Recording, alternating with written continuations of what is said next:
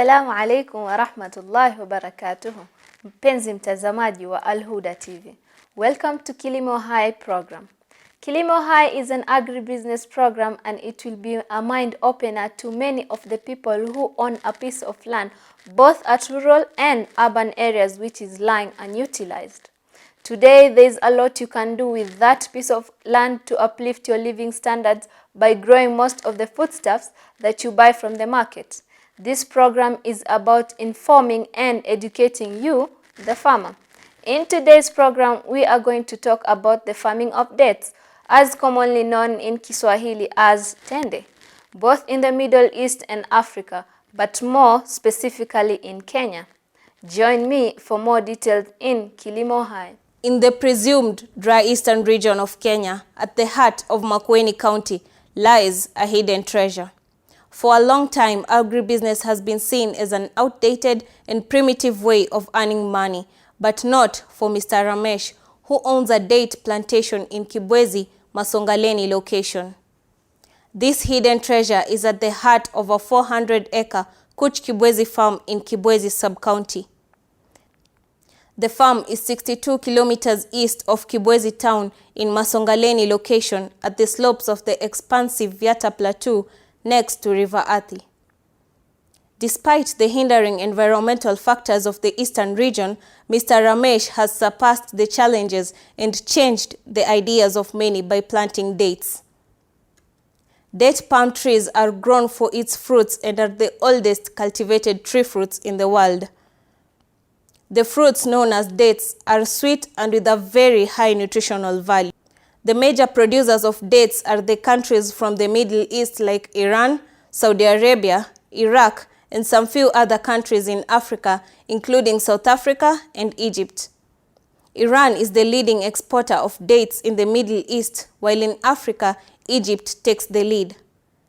Dates farming favors mainly low humid and hot climatic weather conditions, and that's why dates grow well in arid and semi-arid areas. For Kuch Kibwezi farm, irrigation from River Athi is their main source of water, hence one palm tree produces a minimum of 300 kilograms of dates per year. The dates farmers are faced by many challenges, including lack of enough water from the river, invasion by wild animals and birds, which destroy the fruits, as explained by Mr. Godfrey Kioko. In our area here, we are facing one challenge, or two challenges. One challenge is lack of enough water, because this plant needs a lot of water. It needs water twice a week if you want to get good produce. And here, we don't have enough rain. Even water in the river is inadequate. For example, nowadays, from January, we are facing a lot of shortage of water. That is one challenge. If we expected to have around 60 tons, we now expect about 30 tons or 20 tons, because some of plants have not produced anything due to lack of water. So that should not be the problem. So if other farmers can get other sources of water, I can advise them to start this kind of trees. It is more beneficial than other crops like maize, like cowpeas, which don't have market in Kenya. But if you can have 10 trees of this and maintain the 10 trees, at least you can improve your living standard. The main loss we face here is only from the wildlife. That is elephant, the main challenge here. They normally break these ones and hit. So we face a lot of damage. Especially now, our watchmen do not sleep at all. Elephants are all over the whole farm. They want to eat these ones. Kila siku.